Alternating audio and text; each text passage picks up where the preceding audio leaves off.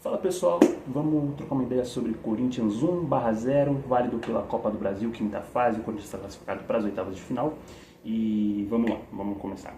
Olha só, apesar do jogo ter sido 1/0, hoje de novo eu vou dizer que foi um placar mentiroso. No jogo contra o São Paulo, no vídeo do jogo contra o São Paulo, eu falei que foi um placar mentiroso.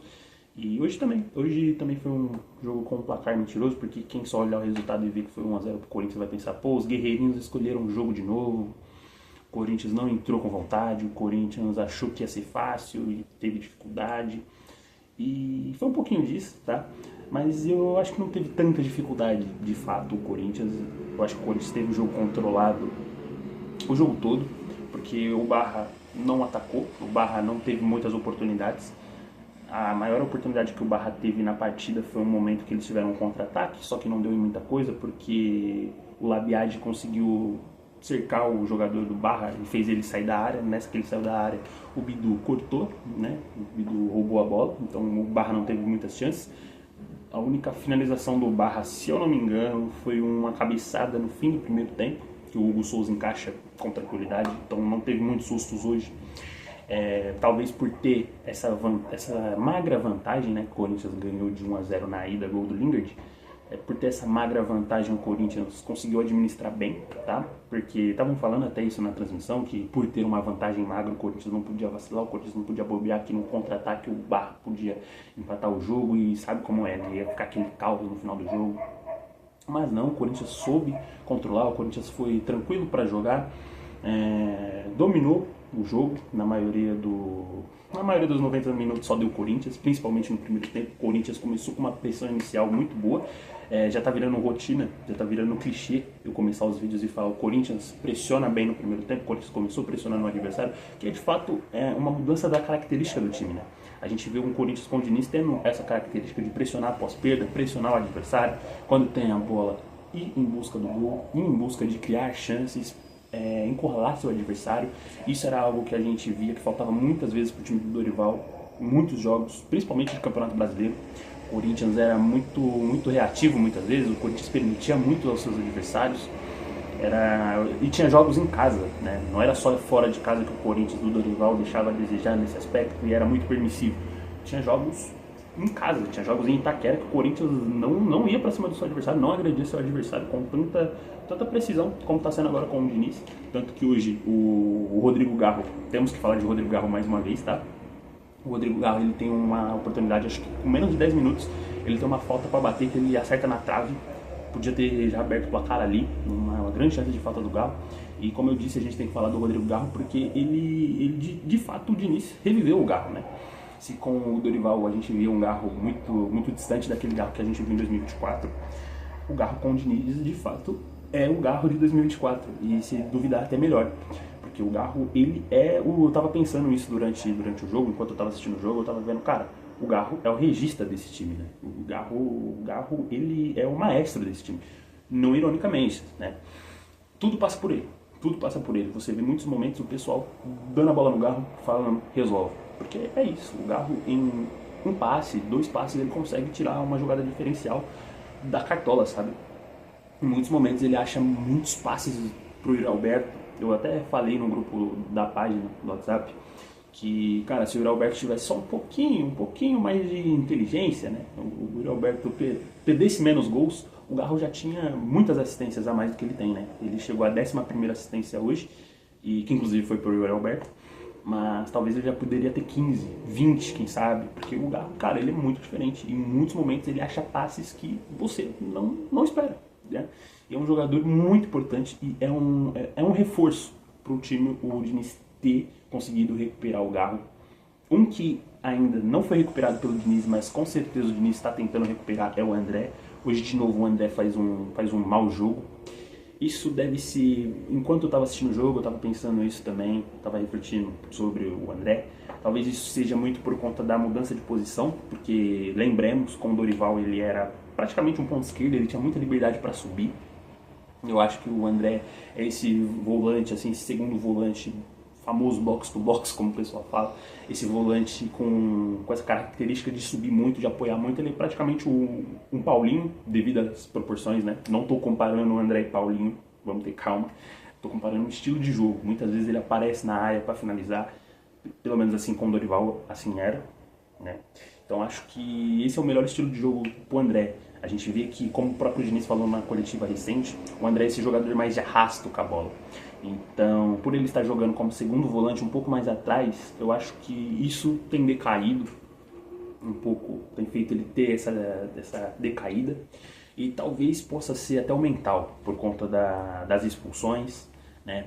Segundo o Kroos, do 14, com certeza você deve conhecer, ele disse que o André está passando por problemas pessoais, então eu espero que esteja tudo bem com ele, com o mental dele, porque a gente pode, né, até ficar bravo com as atuações recentes dele, principalmente com as expulsões, mas, cara, eu espero de verdade que ele esteja bem mentalmente, que o Diniz consiga recuperar ele, porque a gente viu a bola que o André está jogando desde o final do ano passado, tá? Desde quando ele surge no profissional, ele é nitidamente diferente, ele é um bom jogador. Eu já queria ele como titular ano passado e esse ano ele começou muito bem. O paulista dele foi muito bom, ele estava sendo o nosso melhor jogador. Infelizmente tem essa oscilação, né? Pode ser por conta da mudança de posição, pode ser por conta da idade, que a gente tem que levar isso em consideração, né? É o primeiro ano dele como profissional, pode ser que ele oscile, né? É normal que isso aconteça com jogadores que sobem para o profissional assim recentemente, e também pode ter a questão mental, muito por conta dessas expulsões recentes e tal. Espero que esteja tudo bem com o André, que ele volte à melhor fase.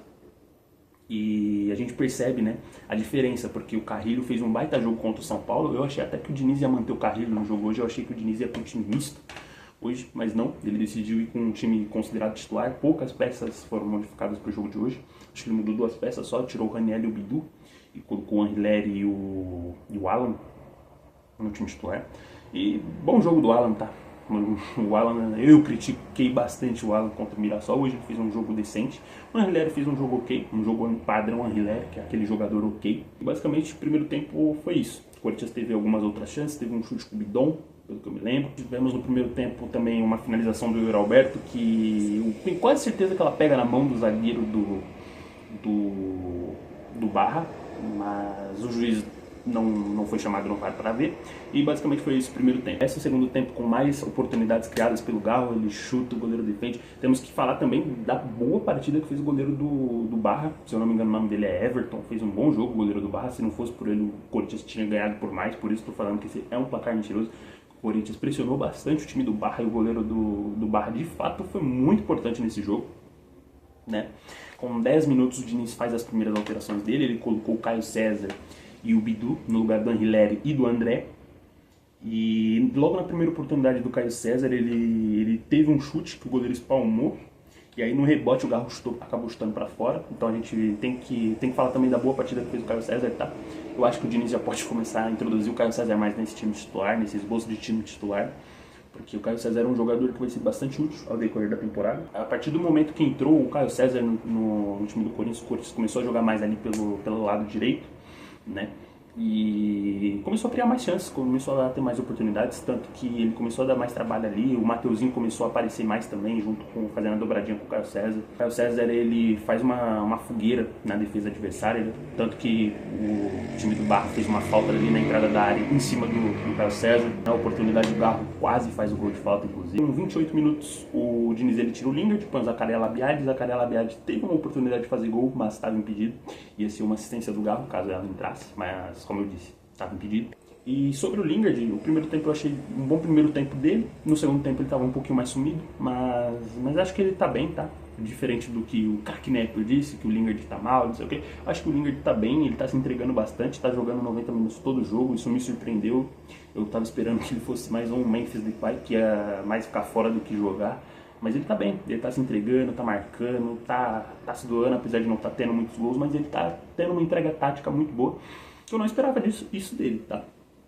Sendo sincero com vocês. E o gol demorou pra sair. O gol foi sair com 38 minutos, passe do Garro e Yuri Alberto de cavadinha, gol do Corinthians, 1-0 Coringão. Basicamente foi isso.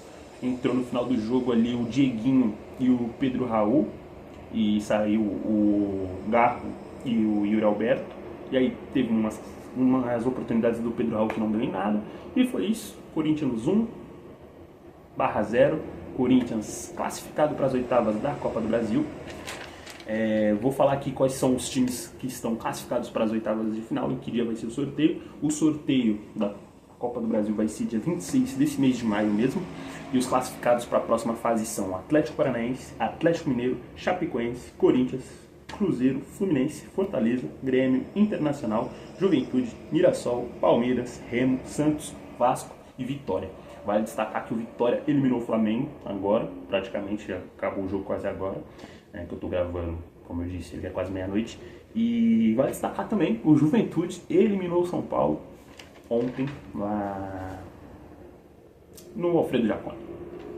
Enfim, esse foi o vídeo, eu espero que vocês tenham gostado. Eu ia falar sobre uma fala do Yuri Alberto, que repercutiu que ele disse que ele quer ir embora, mas o vídeo acho que já tá muito grande. Eu vou ver se eu consigo gravar esse vídeo amanhã.